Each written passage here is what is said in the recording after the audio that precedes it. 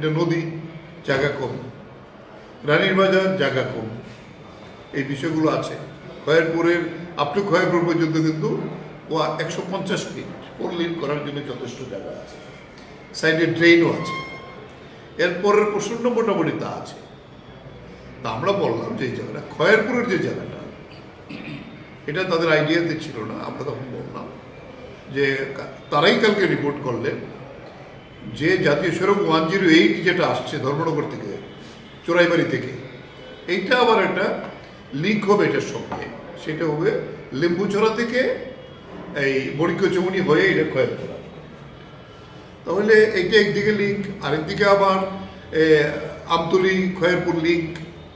তাহলে এই জায়গা থেকে যদি ফ্লাইওভার না করা হয়, জাতীয় সড়ক করলে স্মুথ রানিংয়ের জন্য করতে হয়। এটা তারা আমাদের সঙ্গে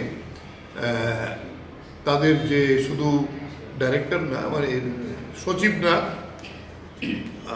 ওদের ইঞ্জিনিয়ারও ছিলেন ন্যাশনাল হাইওয়ে অথরিটির ইঞ্জিনিয়ারও তখন বললেন যে হ্যাঁ, এইটা 1 থেকে 1.5 কিলোমিটার এটা যদি আমরা ফ্লাইওভার করতে পারি তাহলে এই বিষয়টা স্মুথ হবে। আর রেশম বাগান থেকে ওইদিকে বৃদ্ধনগর আর চম্পকনগর বাজার, এই জায়গাটাতে সাইডে যেহেতু এটা ফ্লাড এফেক্টেড এরিয়া, জায়গাও আছে, কাভার ড্রেন বড় করে করতে হবে যাতে বন্যার জল বন্যা হলে এটাকে করা যায়। এই বিষয়টা আমাদের চিন্তা ভাবনার মধ্যে রাখে এবং এটা তারা কালকে বলছে যে আমাদের প্রপোজালটা ঠিক আছে। এখন আমরা বলছি যে ওইটার কাজ চলুক, কিন্তু এইটা ইমিডিয়েট তারা এখনো এইটার ডিপিআর করেনি। তখন আমাদের সঙ্গে কথাবার্তার ভিত্তিতে সচিব গীতা সাহেব যেটা বললেন, আমরা ইমিডিয়েটলি এটা ন্যাশনাল হাইওয়ে অথরিটি করবে, তার যে এমডিকে ডাকানো হবে, ডেকে যাতে এটা তাড়াতাড়ি করা যায়। বললো যে স্যাংশন আমাদের আছে, স্যাংশন অসুবিধা হবে না, ডিপিআরটা তৈরি করে এই কাজটা করা। আমরা এই বিষয়টাই বলছি, যত প্রায়োরিটির সঙ্গে তাড়াতাড়ি যদি করা যায়। এই রাস্তাটাই আগে করা দরকার ছিল, এটা প্রায়োরিটি পাইনি সেটা, এখন আমরা যদি করে যেটা করতে হবে।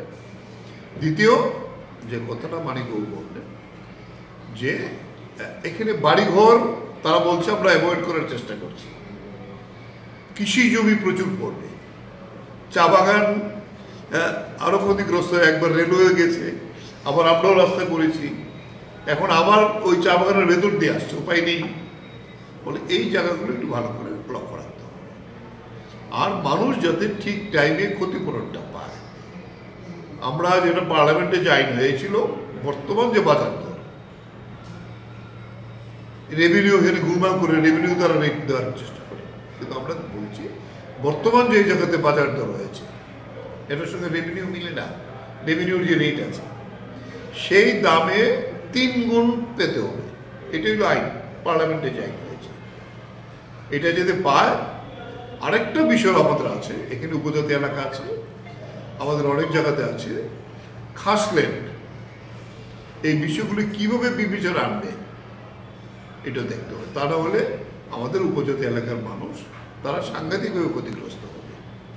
অনেক জায়গায় এখনো খাসের মধ্যে পড়ে আছে, ফলে সেইটা বিবেচনা করে এই জাতীয় সড়ক 08, এটা 08 যাতে যত তাড়াতাড়ি সম্ভব চন্দ্রপুরা এসবিডি থেকে কাজটা শুরু করার জন্য আমাদের এই প্রস্তাব নির্দিষ্টভাবে দেওয়া আছে। যদিও তারা অফিসার লেভেলে যারা ছিলেন তারা একমত হয়েছেন, ডিপিআরটা এখনো হয়নি, যেহেতু আমরা বলবো এই বিষয়গুলো ডিপিআরে এনে যাতে তাড়াতাড়ি করা যায়। এই তারা ডিপিআর চিন্তা করছে তো, মানে চম্পকনগর টু খয়েরপুর বাইপাস